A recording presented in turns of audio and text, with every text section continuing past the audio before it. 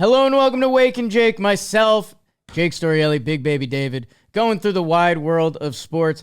Usually a baseball focus this time of year. I want to focus on the teams that are either playing way over their skis or way under their skis. Second part's not a phrase. Also is Masters weekend. So I'll walk through some of that with you because if you did, you can't get enough of it if you're being honest. I know you don't get a ton of your golf content from here. I haven't brought up my one and done league in a while. Maybe I will. And I just want to get the people ready. There's playoff basketball starts this week, and I'm going to be consuming a lot of it. This is the time of year the NBA wins, and although the regular season has gotten a little tougher for me, although I've been watching nights where I can, we'll just set you up for how to watch, where to watch, what matchups look good, and all of that jazz. So with that, let's get us into the baseball. And I think the team that has stolen the show of Major League Baseball so far, 3 weeks in or wherever we are, would be the San Diego Padres. 13-3. 13-3. They are 10-0 at home. 30-plus run differential, which has them second in the National League to the Chicago Cubs, who I'll get to in a second. And those teams are playing this week. So will we find out anything about them? We will see. It starts with the San Diego Fathers for me. 13-3, that's about as good of a start as you can get in baseball, if we're being honest. The Rays had that undefeated April a couple years ago. Who knows what the numbers were on that. So what does it take for this Padres season? Did I get you with that one? They got me.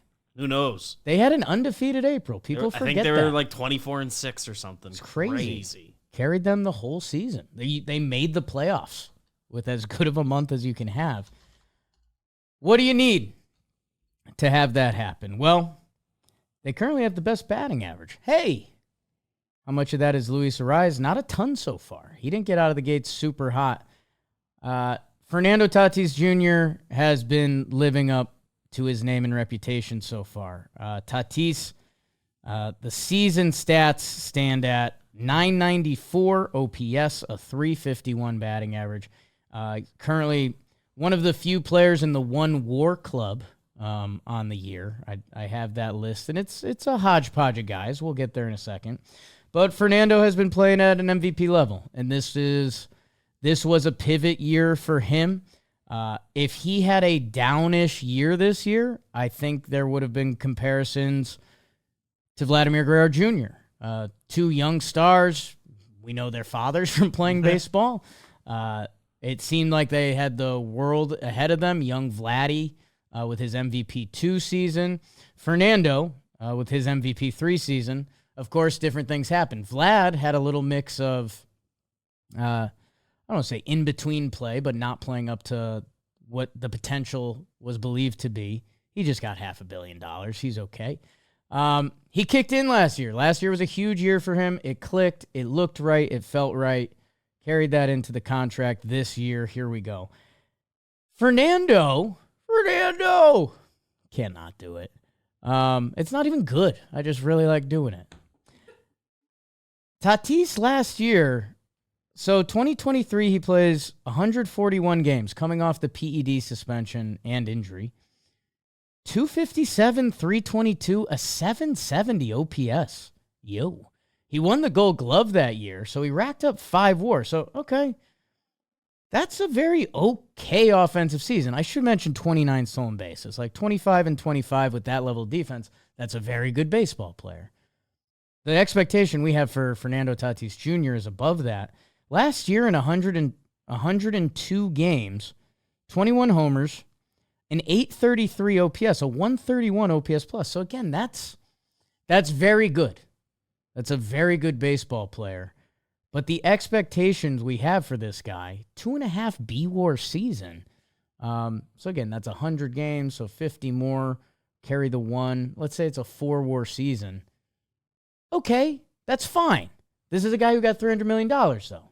So, if Fernando came out of the gates and he had a bad year this year, and a bad year for him, again, we're talking on a different scale, but if he had a 2.5 WAR season or a 3 WAR, we'd be looking at Fernando Tatis just a little differently. Since the PED suspension, Like, the numbers and everything would have felt different. If you remember last postseason, he was dominant. He's been dominant so far this year. 4 home runs, 6 stolen bases in 15 games. Hit a leadoff homer the other day, and he made a extended catch to end the game, and then he celebrated like with the crowd. He's back to being the Fernando Tatis Jr. with a certain amount of swag and je ne sais quoi that people just don't have.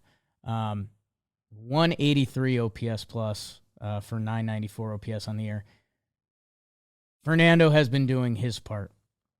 The bigger thing for me is the pitching staff. The pitching staff on the whole, we're worried about. Dylan Cease, up until the start of the season, we thought was getting traded.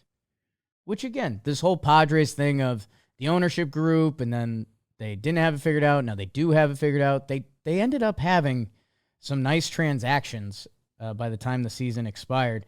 They held the Rockies scoreless this weekend. I know it's the Rockies. I know they're coming off of coming from Coors Field, which, if you know the Coors effect, which I try to harp home. What? I try to harp home about? Not really a phrase. I try to tell people about, I guess is what I'm trying to say. That when the Rockies leave Coors Field, pitches look harder. Doesn't really matter with a lot of these guys. Michael King, get ready. His free agency is looking like hundreds of millions of dollars. Complete game, shutout, 2-hitter. Nick Pivetta, 3 starts, a 1.59 ERA. Any team could have had him. Any team could have had him this free agency. It lingered. San Diego may have gotten a deal on him. Dylan Cease, getting knocked around so far. He had a blow-up start in Sacramento, which, let's see what goes on in that field. He hasn't been gangbusters, but Randy Vasquez has. How about 2 pieces in that Soto trade? King and Vasquez have given them 7 starts with an ERA that's probably around 2 flat. Hey, Yankees rotational depth. Found it. Hayden Wesneski pitching for Houston. That's some Yankees BS. I'm sorry for bringing that to you guys. I'm being emotional. Wandy Peralta, by the way, 6.1 shut. Only 1 hit allowed. My King is back. We need to talk to Ryan about him because he didn't like him because he was bad last year. And that's how we judge these guys. So, okay, we're getting, 3 guys in the rotation are giving you good efforts. Kyle Hart with his first nice MLB start. Happy for him. And I think Dylan Cease is going to come around. When I mentioned Fernando, I should have mentioned the other guys. Jackson Merrill is playing nuts. Manny Machado and Xander Bogaerts is contributing. That would feel different for our San Diegan friends. Gavin Sheets off to a great start. A guy that kind of post-prospect hype. Does it continue? I don't know. For right now, it's really nice. And like we've said before, maybe some people need to get the White Sox off of them. That being said, I haven't talked about the most impressive part of the team. It's the bullpen. They have the best bullpen ERA in baseball. It's in the 1s. Their bullpen has yet to give up a lead. I want you to think about that again. Anytime they've given the ball to their bullpen and they've had a lead, that game has ended in victory. Suarez on the back end, probably underrated at this point. I get tricky with that word in baseball, but right now he's the bad man on the baddest bullpen in baseball. With Jason Adam just putting up filthy numbers, Jeremiah Estrada, Adrian Morejon taking that lead lefty role, and my guy Wandy Peralta. And that's leaving out Yuki Matsui, who's been good for them. Alex Jacob, who's got that gross throwing motion that came up on baseball Twitter a little bit. Gross. Doesn't look right. Gross arm, gross name. All complimentary. Alec Jacob, yeah. Alec Jacob. One of those feels like I should have an S. Everything feels off. But the Padres are killing it, and I think it's very easy in the offseason to get caught up in the offseason that the Dodgers had this amazing free agency, every transaction they seem to do. The Arizona Diamondbacks got Corbin. Not Corbin Carroll, Corbin Burns. Well, they do have Corbin Carroll, who's also leading baseball in WAR right now. Remember the slow start he got off to last year, and then he saved his season? Don't forget he's one of the best players in the league. That being said, like the Snakes are kind of, for the start of their season, they're where you'd think they are. The Dodgers, a little bit same. They've run into a little funk. They've lost 6 out of 9 games, 3 straight series. It can happen to anyone, fellas. For the Padres, we got lost in it, man. Even the Giants, who they deserve to be talked about. If the Padres didn't exist, I'd probably be talking about the Giants. And I'd like to think the Wake and Jakers, which I actually need to give a shout out to our Substack, Josh Meyer and Nick Ramos. If you guys don't know, we have a Substack now. We started a little while ago. We were struggling. We wanted to make it a good product for our people. We're finally getting to a good spot where we're uploading two things a day during Monday through Friday at least. A lot of behind the scenes stuff. So go check out our Substack. If you're locked into John Boy Media, you're gonna like what you see there. Anyways, as you guys know from Wake and Jake or talking baseball potentially, the Giants, I had that trigger feeling before the season. When they sent Kyle Harrison to AAA, I was like, ooh, that's a young, talented lefty arm who pitched a lot of major league innings. Like think of some of the young breakout players of this year and last year. For a pitcher, it just takes one thing to happen. Like Hunter Green's almost unhittable now. I think he figured out the slider. He figured out how to use his fastball. He is unhittable. He's looking like the best pitcher in baseball right now. The Giants, who played my Yankees this weekend, so I was in it a little further than usual. A guy whose name I've used mostly as a joke, Hayden Show Me Your Bird Song. He came out of their bullpen, a guy who started Major League innings last year. He came in as a 2-inning reliever, and he was gross. He had 3 pitches working. It was the perfect example of a starting pitcher kicking to the bullpen. I mean, I've done this before, but right now they've got 5 in their rotation.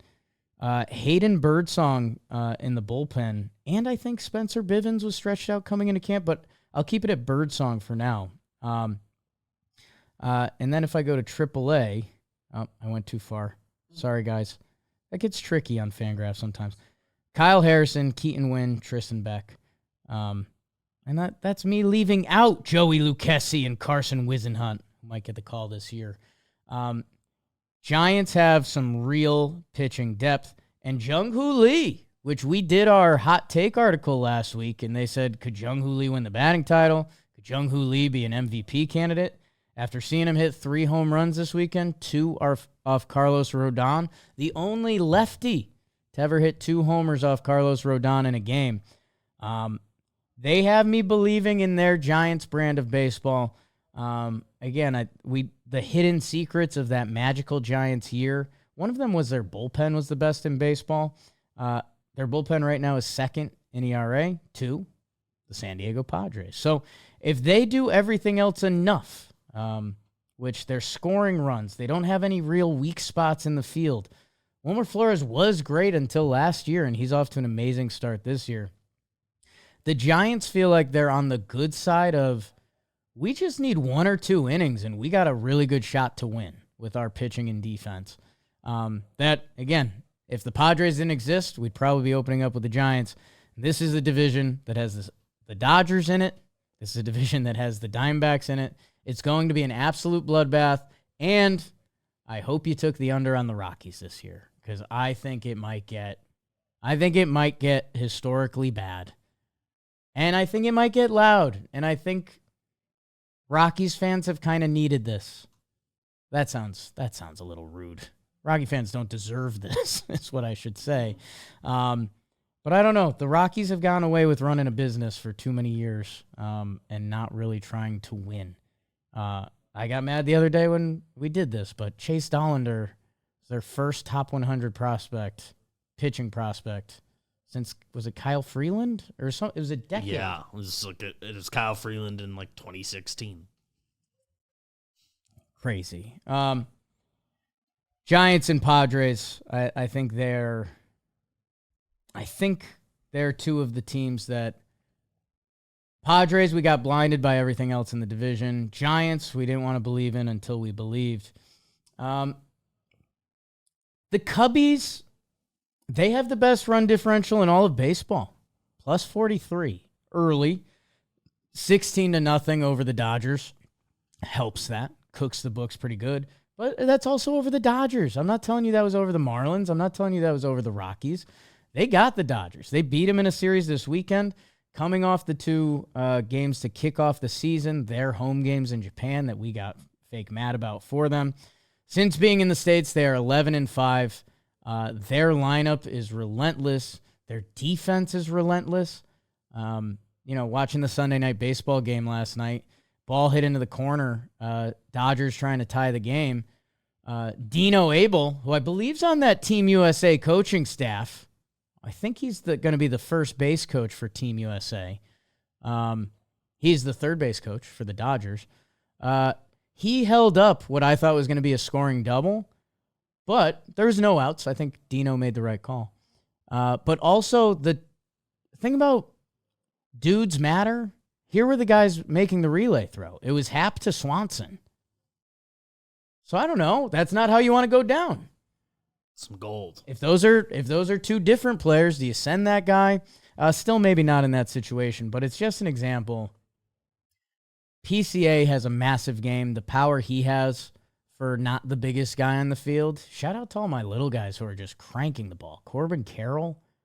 PCA has that kind of crazy power that you just don't expect with amazing speed. Cubbies look really good. 11-5 back in the States. The Padres and the Cubs tee it up. If your team has an off night tonight, or if you're looking for something else to check out, that might be the one to go look at. The only other NL team in a positive light would be the New York Mets. New York Mets are 10-5, and their pitching has been fantastic. And I told you, coming into the season, this year was my test for the Mets. They told Sevy, hey, we're not willing to pay you this amount of money. We'd rather go get Frankie Montas, who hasn't thrown for them yet. Clay Holmes, you're a starter now. Griffin Canning, one of the worst starters in baseball last year, getting run for them. Their bullpen, who after Edwin Diaz, you're looking at a real hodgepodge. Ryan Stanek has hopped around pretty good the past couple of years. He's good. No shots fired at Ryan. AJ Minter getting his opportunity with the Mets. So, yeah, Stanek and Minter, those are two guys you'd love in a seventh inning. You got the righty lane, you got the left inning, sure. Reed Garrett, why not? He had a fun breakout last year. He's got one of those nice reliever doing it stories. Joey Butts, Jose Budo, nice. Max Kranick, Danny Young, Huascar Brazoban. Who of any of those guys, including Stanek and Minter, are come out of the bullpen and you're like, oh shoot.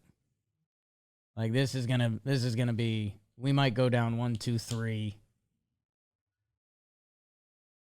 The Mets are third in bullpen ERA. So the three teams I've currently listed in your National League are the top three in bullpen ERA. Mets starting pitching, this is what I can and cannot get behind. Mets starting pitching is first in ERA. That's good. That's the best. WHIP 23. Whoa. So they're good in Ks. They're good in not giving up home runs. They're horrible in walks. 29th in walks allowed. The two New York teams. How do you like that? It's a fun product. Hey, I'm walking here. A New York. Okay. That's a shirt no one would buy. The Mets are pitching the hell out of the ball. I said for this year, this is where we're going to find out. 10-5. Braves in division are 4-11. They do look very sad. I want that noted. Some NL teams are going to get stung here. I texted Peter Moylan, who tracks these Atlanta Braves. And yeah, I don't know what he thought or didn't think was a private message, but he said the bullpen's been ordinary, rotation the same. Sale has taken 3 steps back.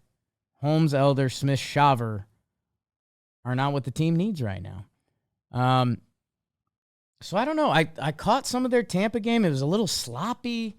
There's a few guys on the field, Eli White and Nick Allen, that, going back to that Braves lineup that was historic a couple years ago, a couple bodies that aren't feeling that way right now. No one's ready to write off the Braves. The product is bad. And if the Mets can pitch like this, they kind of became the default miss the playoffs in the NL team. If they pitch like this, they are not. Because their lineup hasn't even fully clicked yet. They've had a few games. Pete is. Pete sure is. When that lineup does kick into gear, watch out for the Mets. I think it's a small sample size, but after this small sample size, if you ask me, can the Mets pitch? Which is a question I truly didn't know coming into the season. I think I'm starting to give them that reputation that watch out for the New York Metropolitans. Everyone else in the NL, I could say the Braves aren't who they thought they were. Everyone else, I'm not super surprised about. In the American League, Angels hot start. I'm sorry, Halos fans, I'm not bought in. There were some funny comments in the last Wake and Jake episode that were Jake not acknowledging our Angels. You're not invited to our 7-3 banner ceremony. I appreciated that. It was a good joke. I'm not there yet. Mariners at 500. Nope. Houston, they had a big weekend. Isaac Paredes went off. He's in the one WAR club this season. Remember, he was traded for Kyle Tucker with Hayden Wisniewski, who's pitching well, with Cam Smith, who made the team and is starting. That trade could look okay for Houston. I did have someone on last episode of Wake and Jake, and again, thank you guys for leaving comments. I love going through there. Who they were like, hey, you don't have to like the Angels, but don't pretend to like the Athletics. And I was like, that's kind of good. That's kind of good. Like, the Athletics get this just because it was so bad, and now it's not so bad. Just because they have like an MLB roster again. Soderstrom's playing great. One more guy. Jacob Wilson, I know who his dad was. Hit streak ended. That was totally fair by Angel fans. Like, you can't, everyone just pretending to really like the Athletics when you could really like the Angels, who have some young offensive talent themselves, who have Mike Trout playing well. That being said, I'm not in. I've got one team. I guess if this was titled like "Who's a Fraud," and I feel like I've had the sheep's wool over my eyes, I'm over the Twins. I just am, man. I'm lucky enough to work with Trevor Plouffe, who was a third baseman for the Twins, and a damn good one for a few years there. That I get a lot of Twins updates. He calls games. He's in the Twins culture, per se. And the Twins have some talent. It feels like their bugaboo the last couple years has been injuries. Byron Buxton, who I think if we came up with a list of players who have a chance to get injured this year, I think Stanton Buxton, 1-2. If we were doing a really rude injury draft game, Stanton, Buxton, Trout. Trout, yeah, it's crazy that he's entered that list. Excluding pitchers, Carlos Correa, a man whose contract was voided a couple times because of fear of injury. Even Matt Wallner, we haven't seen a full season out of him. Maybe this is the year. Royce Lewis, currently hurt. That it was like, okay, hey, maybe these Twins are super talented. I look at Matt Wallner's Baseball Reference, and I'm like, that player seems really good. You could say the same for Royce Lewis. You could say the same for Buxton, Correa. That it was like, hey, maybe we can't control health. I saw Foolish, I think in his top 50 video said something like, we think we know health better than we do, which I don't know. I think for some of the guys we're talking about, we just named 3 names, and I hope it's wrong for this year. Trout plays right field now. So healthy. Fans reaching in his glove. It's kind of a crazy moment. I feel like I had the sheep's wool pulled over my eyes, and I don't know if that's a phrase, but some of these Twins record, since the end of last year when they had a collapse, they've been really bad. They've been the second worst team in baseball to the White Sox. And, hey, I don't know if it's identity. I don't know. Right now, the rotation. Joe Ryan, sure, in. And Pablo Lopez just got hurt, so this is a little unfair. But Joe Ryan, we've seen it for a few years. Certain amount of good. Bailey Ober kind of broke out. I'm the nightmare. I'm in on Bailey Ober. David Festa, Chris Paddock, Simeon Woods Richardson. Could those guys give you a day? Yes. A lot of major league pitchers could give you a day. Am I going to bank on it? Absolutely not. Their bullpen has been good this year, and they've had that for a couple years, so I'll give them that. But offensively, they haven't been doing much. 26 in OPS, on base, and batting average, 24th in runs. And I don't know, man, you start getting further into that lineup, and Ty France, who's actually been good for them, got the first base job for $1 million. Willie Castro, Ryan Jeffers, Trevor Larnach, Harrison Bader after his hot start coming back down to earth. I don't think I'm in. I don't know what this team does really well. I don't know if I'm an opposing team what I'm worried about. And yeah, I just think the Tigers have some spice to them. They're pesky. They can really pitch. And they got a lot of young guys and a couple like key players in the middle of their lineup. The Royals, I think they can pitch the hell out of the ball, and they've got one of the best players in baseball and some hitters around it. The Guardians just continue to refuel their young player supply. Arias and Martinez went off this weekend, the 25-year-old middle infielder, the 23-year-old center fielder that helped them win 2 out of 3 against Kansas City. So in this AL Central, I know it's this push-pull of good team, bad team, who do you like, who don't you like. I think if I'm being honest, and I haven't been working closer with Trev, I don't know how into these Twins I would be at all. Maybe it's an overreaction to the start to the season, but some of the numbers are very, very concerning going back. I mean, it's listed as a meltdown from last year, but the meltdown has continued. God, yeah. I just typed Twins record into the X search feature, and there's a lot of bad stats that pop up. So I'll let you do that on your own. Right now, they're hanging out with the White Sox in the AL Central standings. In the American League, is there anyone else? The Blue Jays are 9-7. I don't want to buy, but I don't want to sell. I think they can keep it rolling. A lot of veteran pitchers. A couple guys in that lineup. Locked up Vladdy. Let's see where it lands. Rays, I flip-flop on every day. So there's some days I look at their lineup and their pitching, and I'm like, ooh, this Rays team could be a problem. There's other days when I look at it, I'm like, this Rays team is not a problem. And I don't know if that's a me thing. I don't know if that's a them thing. I guess the only other team that really jumps off the board for me, what are the Red Sox about? Because you could chop it up a lot of different ways. They have the most errors in baseball, which is really weird because you looked at their defense on paper after the Bregman signing, and you're like, dude, this team might be really good. Trevor Story, Bregman on the left side. Rafaela can go get it with anyone in center field. Like, I think this is going to be it. It has not been it. And it's errors. It's not like not playing good defense. So I don't know if that's focus. I don't know if it's a bad time to have a bad stretch to start the year.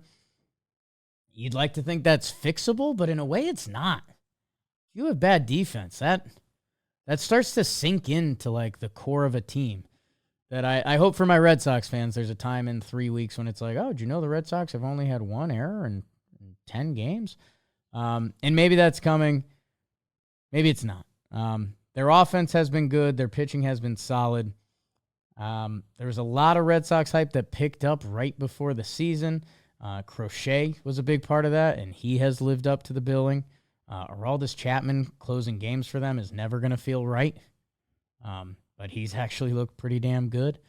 But yeah, if you force me to do something on the Red Sox, again, their hype train that almost hit division favorite before the season with Garrett Cole getting hurt, everything they did this offseason, I think the offseason can be so long in baseball that you get so far away from watching a team play the baseball games that we forgot that the San Diego Padres, they had the Dodgers beat 2-1, 2 games, 1 at home. They got shut out really tough. The Dodgers openly admitted they were the best team they played. They were the only team they were worried about. It feels like the Padres are playing with that right now.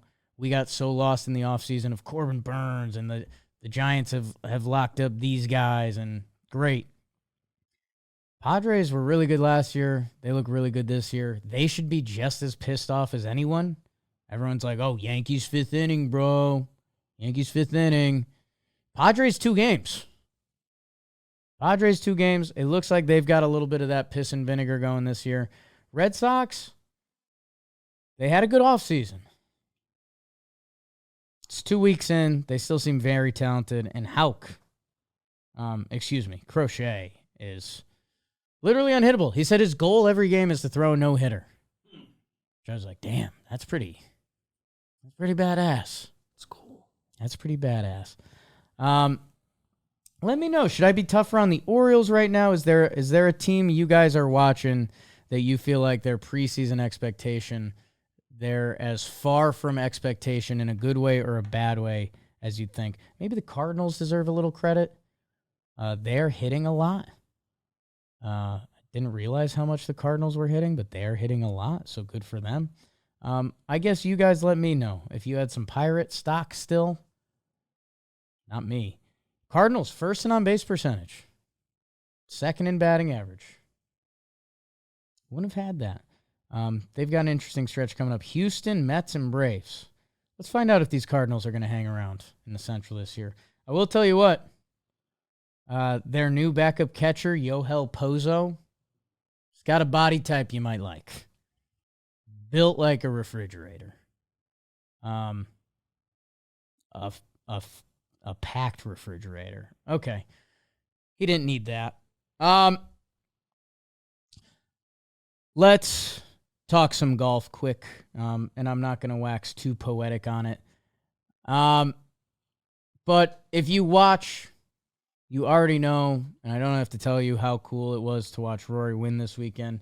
And I think the watch of golf, again, you might have to wait a year to watch the Masters, so sorry about that. In sports, we love pressure. We love clutch.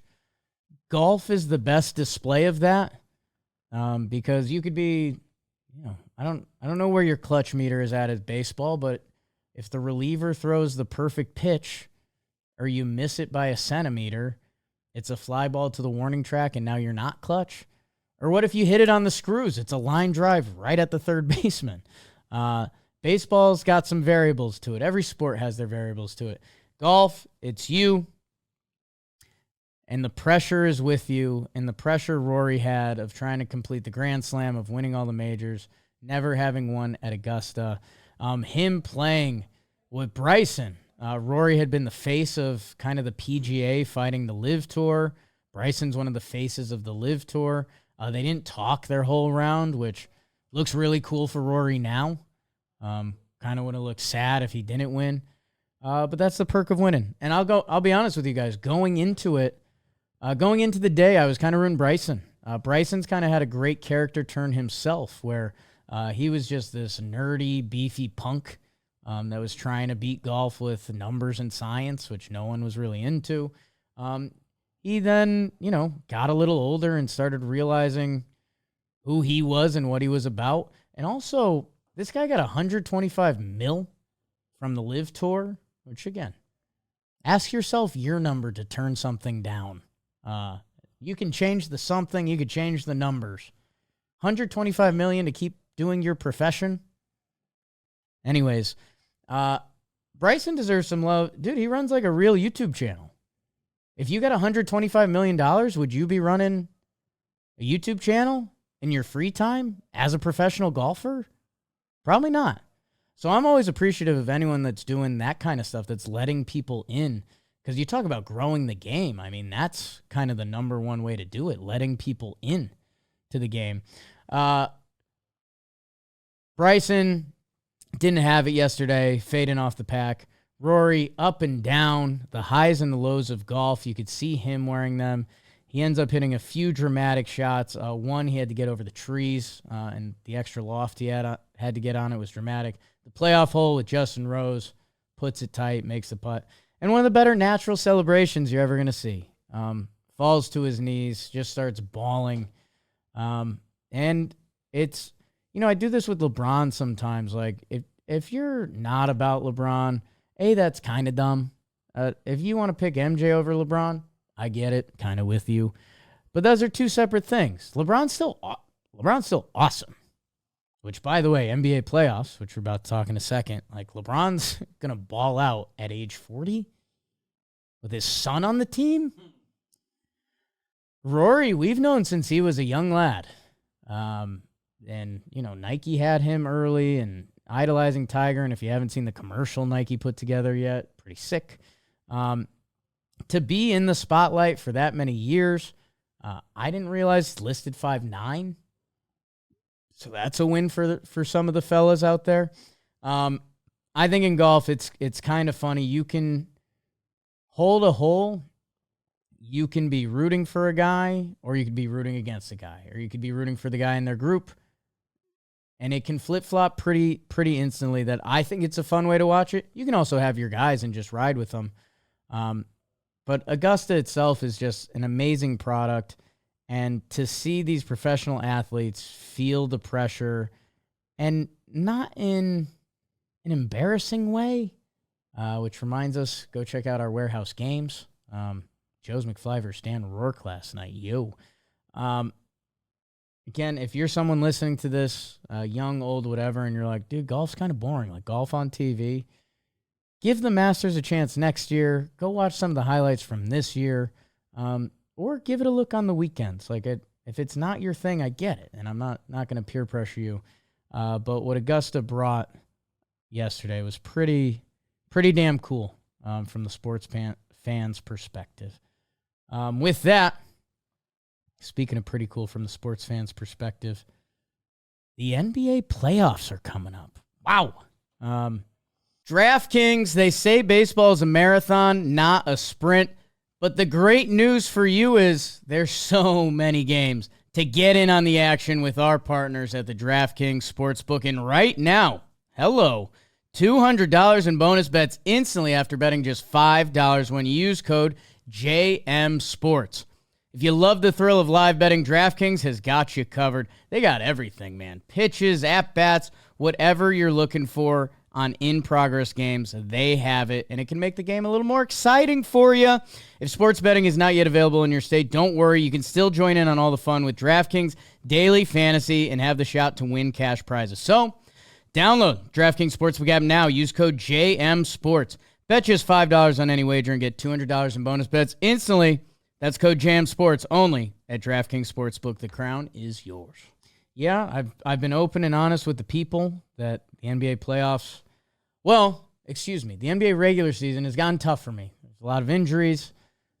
There's the rest days. Does this team really care about the regular season? I mean, the Clippers, they openly do not. It's keep Kawhi as healthy as possible.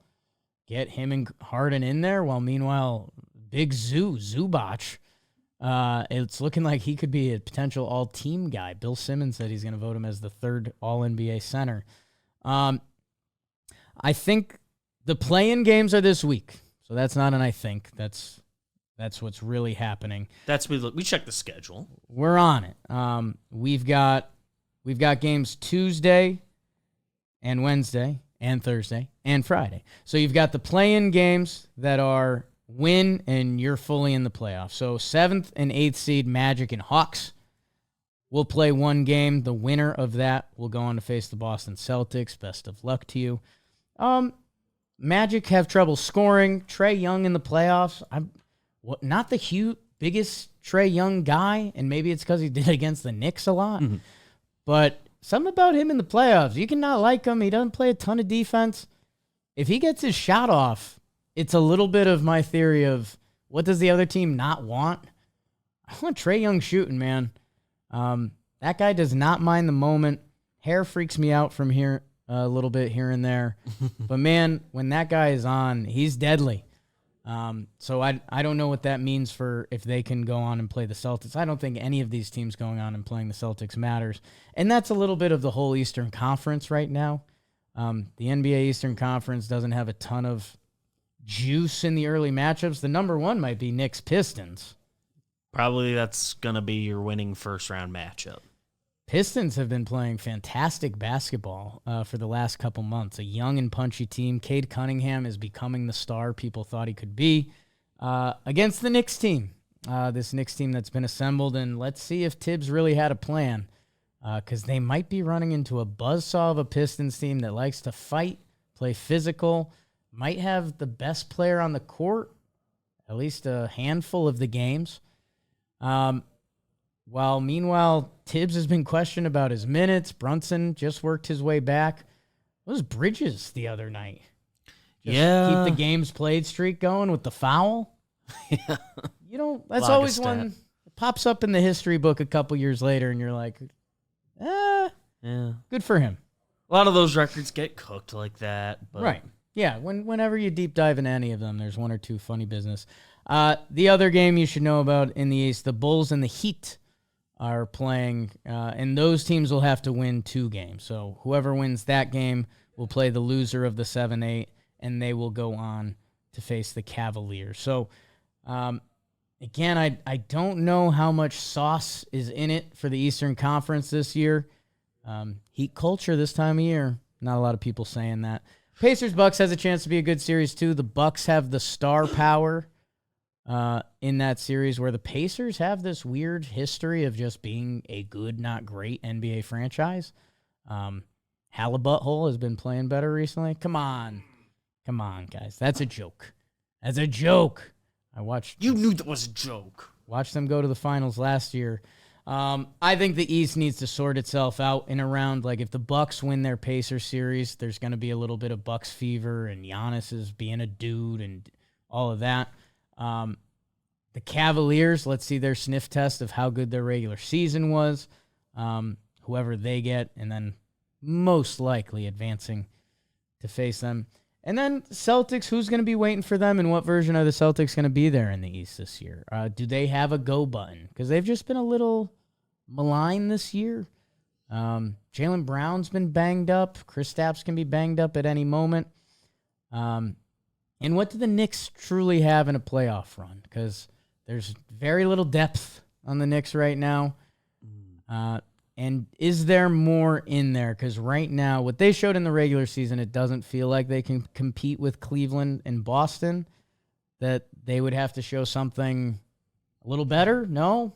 Something they need several things to go right. It's any playoff run in any sport, that is what you need. But they definitely have the worst odds of those 3. They need some breaks, and probably some things out of their control as far as injury stuff, and they stay healthy. The other team gets a big injury. I know Boston has Jaylen Brown hobbled, right, and all of that. So they're going to have to do something creative that we probably didn't see in the season as far as defensive matchups when they go up against Boston. Do something weird with Cat. But yeah, it's an uphill battle, and they need a lot to go right in that specific matchup. It seems like there's a next step for the Knicks as far as big picture organizational stuff. Depth, which the Cavaliers, the 1 seed in the East this year, have in spades, and so does OKC, the 1 seed out West. That I'm kind of rooting for both those teams. It's kind of a NBA nightmare finals if that were to happen. But I like that both of those teams, they run a ton of dudes at you, a ton of dudes who are just good at basketball. And it's kind of, I don't want to say breaking the star mold, but I mean, OKC has Shea. I mean, OKC has dudes. Chet has been great since he's returned. J-Dub. Cleveland has Donovan Mitchell and a few other dudes there, but they're deep teams. They play team basketball. They make the right move. They come at you in waves that I hope that's not just a regular season NBA formula. At the same time, the NBA could fight back and be like, this is a stars league, dude. And that's what teams like Milwaukee and a lot of teams out west, which maybe I should have started there, but I kind of just want to get the East done with because the East is just hoping the Cavs and Celtics meet up and figure it out, if we're being honest. The Cavs regular season was awesome. Celtics are still the Celtics. That is the best case scenario for the East, unless those Knicks find it.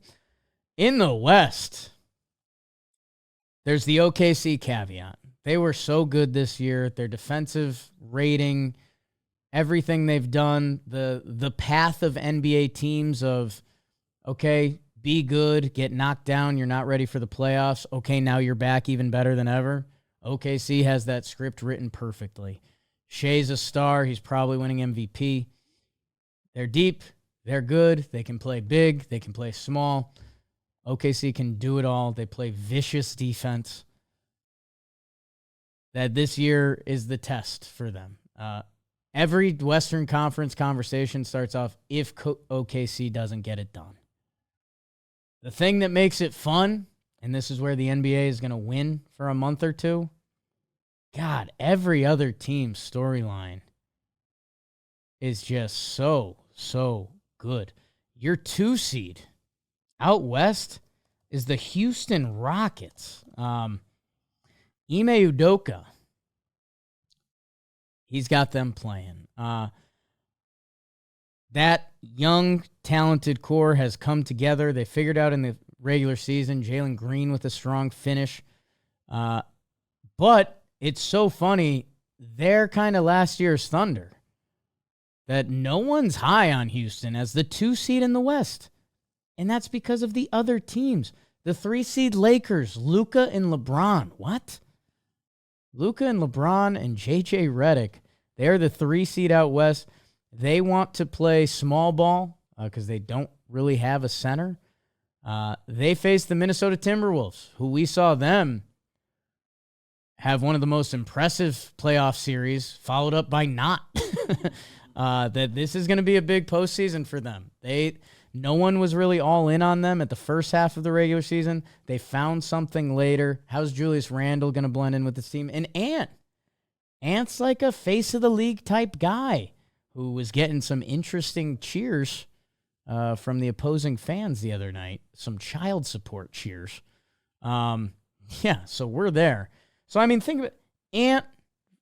Young Anthony Edwards versus LeBron and Luka. If you like stars, you got it there. Never mind the rest of the T-Wolves storyline. Never mind the Lakers. Never mind JJ and all of it. That is going to be fantastic. I think people are leaning Lakers because Luka and LeBron, but I don't think NBA people know who's coming out of there. Same with Clippers Nuggets. The Clippers have been playing awesome of late. Again, they treat the regular season quite differently because it's get Kawhi to the finish line, and they got him there. And Harden's playing really good, and Harden's playoff reputation against the Denver Nuggets, who Jokic has been so good this year that it felt like there was this secondary wave to get him NBA MVP. But with Shea and OKC and kind of passing that torch, it feels like it's still going to land there. If the Nuggets had maybe one more body on their bench, they could be the favorites in the West. Because some of the numbers when Joker is on the court are unbelievable. And it's been one of the storylines of this season. When Jamal Murray kicks into gear and everything's clicking with that team, Aaron Gordon had a pretty great year. Shooting the 3, although in the playoffs, they're probably just going to let it happen. And if he beats you that way, so be it. Nuggets, Clippers, there's some people arguing that the Clippers are playing the second best ball in the West right now. That's going to be a fantastic series. And then in the play-in, Steph Curry and Golden State, this new Warriors team, Jimmy Butler, if they win one game against Memphis, they get the Rockets. You can go to DraftKings and place your bets. I don't know who's confidently betting on the Rockets. I don't know who's confidently betting on Golden State, but that's the whole point. Let's say Golden State beats Memphis, who they've had a grinder of a season and just fired their head coach, as we do in the NBA now. Let's say they win that game. They go on and play the Rockets. Let's say they get it done. Experience matters. Steph and Jimmy, playoff Jimmy, paired up for the first time, Kerr, against these Rockets. That means they would go on to face the winner of the Lakers T-Wolves. If Golden State's rolling, how are you going to feel about that? Memphis, I mean, they've got their own story. Ja Morant was supposed to be mentioned with Ant, with all these other guys. That's faded a little bit. I mean, Jaren Jackson's been their best player. That they could win that game, and they could go on. And could they beat the Rockets? And meanwhile, okay, I'm not going to upsell you on Kings Mavericks if I'm being honest with you. One of those teams. Oh, unless Golden State finagled their way to OKC, which no one's betting against OKC, but still a very young team. That yes, they have some playoff scars, but let's see what that actually feels like, whether they're playing the Nuggets in round 2 and say they go down 2-1 or something like that. Like, this is the year that they should pave their way and do the whole story, but let's see it happen. The West is stacked. Hopefully the East sorts out in a big way, and when you're not watching baseball or it's getting late, put one of these games on, because this is where the NBA wins. And coming off the NCAA tournament, which, again, ended up being a great, fun tournament and one of the best championship games we've seen in a while. College basketball is clunky, man. It's guys that are there for 1 year, and we're transferring everywhere and build your team instantly. Seeing NBA basketball played at the highest level, these teams locking up for 5, 6, 7 games, the matchups that come into play, this guy becomes unplayable. And just seeing the true separation between, oh my God, we're the Nuggets and we need to get Jokic off the court for 3 minutes. Can we survive that? It's pretty wild. So, sports are here. MLB season is full tilt. NBA playoffs are actually here. And the golf was great this weekend. So, I hope you got to enjoy some of it this weekend. I hope you get to enjoy some of it coming up. We will be back here on Wednesday, and we thank you guys. Brought to you by Cushy Dreams.